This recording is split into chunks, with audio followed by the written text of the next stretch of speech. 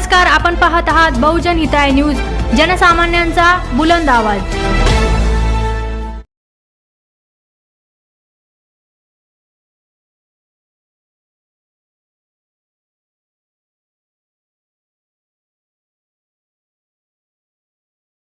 जो पेंशन की बात करेगा वही देश पे राज करेगा। जो पेंशन की बात करेगा वही देश पे राज करेगा। जो पेंशन की बात करेगा वही देश पे राज करेगा। कर्मचारी एकजुटीचा, कर्मचारी एकजुटीचा, एकच मिशन, एकच मिशन, पेन्शन आमच्या हक्काची, नाही कोणाच्या बापाची, पेन्शन आमच्या हक्काची, नाही कोणाच्या बापाची। कोण म्हणतात येत नाही, घेतल्याशिवाय राहत नाही। कोण म्हणतात येत नाही, घेतल्याशिवाय राहत नाही। अरे माझी हाय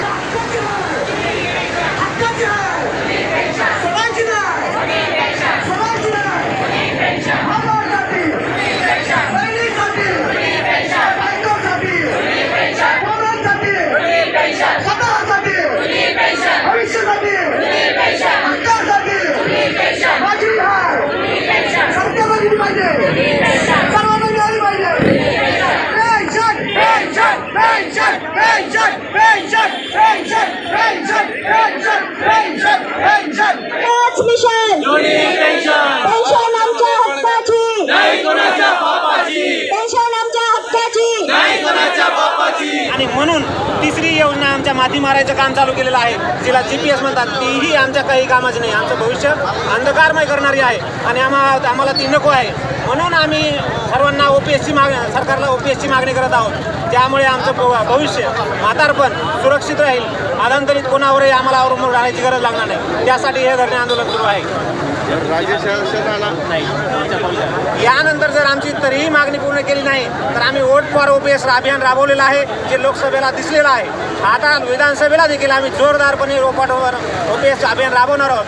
आम्ही आणि आमच्या कुटुंबातली, आमच्या अपतेष्टांची, आमच्या नातेवाईकांची जी मतं असतील ती OPSला समर्थन देणारी, OPS देणाऱ्या सरकारला आम्ही ही आमची मतं देऊ। धरणे आंदोलनामध्ये कुठल्या विभागाचे कर्मचारी सहभागी झाले आहेत? आमच्या 2005 नंतर सर्व कर्मचारी, अगदी केंद्र सरकारचे 1 जानेवारी 2004चे कर्मचारी, 4 नंतरचे कर्मचारी सुद्धा या आंदोलनामध्ये सहभागी आहेत। आरोग्य, महसूल, अगदी पोलीस सुद्धा आहेत, परंतु त्यांना प्रत्येक सहभागी होत नसलं तरी ते सुद्धा आमच्यासोबत आहेत। हे सर्व कर्मचारी आहेत। राज्यातील किती संख्या जे कर्मचाऱ्याची आंदोलनामध्ये सहभागी आहे? राज्यामध्ये 5 लाख कर्मचारी आम्ही सहभागी आहोत या आंदोलनामध्ये। भीमराव मुंडे, जिल्हाध्यक्ष, जुनी पेन्शन संघटना।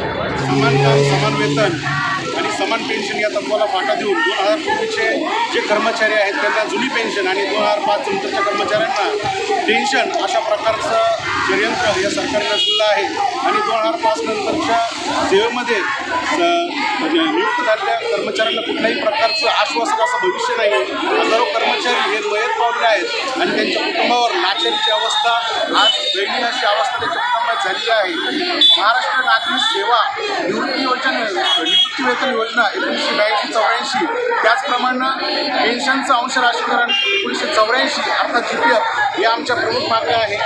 संपूर्ण महाराष्ट्रभरामध्ये जुनी पेन्शन संघटनेच्या वतीनं विभागनिहाय असं जन आंदोलनाचं नियोजन करण्यात आलेलं आहे। आणि आमची या आंदोलनाच्या माध्यमातून एकच मागणी आहे की समान काम, समान वेतन आणि समान पेन्शन या तत्वाला अनुसरून 2005 नंतरच्या सर्व कर्मचाऱ्यांना जुनी पेन्शन जशी तशी लागू करण्यात यावी। NPS अर्थात नो पेन्शन स्कीम या योजनेबद्दल कर्मचाऱ्यांमध्ये तीव्र प्रकारचा असंतोष आहे। आणि जो पेन्शन की बात करेगा वही देश पे राज करेगा, हमको पेन्शन दे न सके वो सरकार निकम्मी है और जो सरकार निकम्मी है वो सरकार बदलणे अशा प्रकारचा असंतोष सर्व कर्मचाऱ्यांमध्ये आहे। म्हणून महाराष्ट्र राज्याचे मुख्यमंत्री सन्माननीय एकनाथ शिंदे साहेब यांना सर्व कर्मचाऱ्यांच्या वतीने, सर्व केडरच्या सर्व विभागाच्या वतीनं अशी एक नम्रतापूर्वक कळकळीचं आवाहन आणि विनंती आहे। आपलं नाव त्यांनी जुनी पेन्शन योजना सर्वांना लागू करावी। आपलं नाव उद्धव भोसले, विभागीय प्रसिद्धी प्रमुख, जुनी पेन्शन हक्कवाला समाज, मराठवाडा। आज महाराष्ट्र राज्य जुनी पेन्शन संघटनेच्या वतीने संपूर्ण राज्यामध्ये, संपूर्ण जिल्ह्यामध्ये आज हे राज्यव्यापी आंदोलन आहे। या आंदोलनाचा मुख्य उद्देश आहे 2005 नंतरच्या सर्व शासकीय कर्मचाऱ्यांना जशाला तशी 1982-84ची जुनी पेन्शन मिळाली पाहिजे। हे राज्य शासन सामान्य माणसांसाठी लाडकी बहीण घेऊन येत आहे, लाडका भाऊ घेऊन येत आहे, मग लाडका कर्मचारी कधी घेऊन येणार आहे? आणि जर या शासनाने लाडक्या कर्मचाऱ्यांकडे वेळीचं जर लक्ष दिलं नाही तर हे आंदोलन अतिशय तीव्र स्वरूपात होणार आहे. हे तो अभी बाकी आहे, पिक्चर अभी बाकी आहे. येणाऱ्या कार्यकाळामध्ये संघटनेच्या वतीने वोट फॉर रुपये आंदोलन आम्ही पुढे घेऊन येणार आहोत. आणि याच्यावर सुद्धा याच्यावरती जरी राज्य शासनाने लक्ष केंद्रित केलं नाही तर येणाऱ्या काळामध्ये आम्ही काम बंद आंदोलन करू, संप करू किंवा आमरण उपोषणासारखे सुद्धा राज्यस्तरावरचे मोठे आंदोलन आम्ही घेऊन भविष्यात पुढे येणार आहोत. याविषयी मुख्यमंत्र्यांचे तुमचे शिष्टमंडळ भेटलं अधिवेशन काळामध्ये आताच आम्ही माननीय मुख्यमंत्री महोदयांना भेटलेलो आहोत. त्यांना या राज्याची सध्या जिल्हास्तरीय सर्व आंदोलनाची कल्पना दिलेली आहे, येणाऱ्या वोट फॉर रुपयाची कल्पना दिलेली आहे.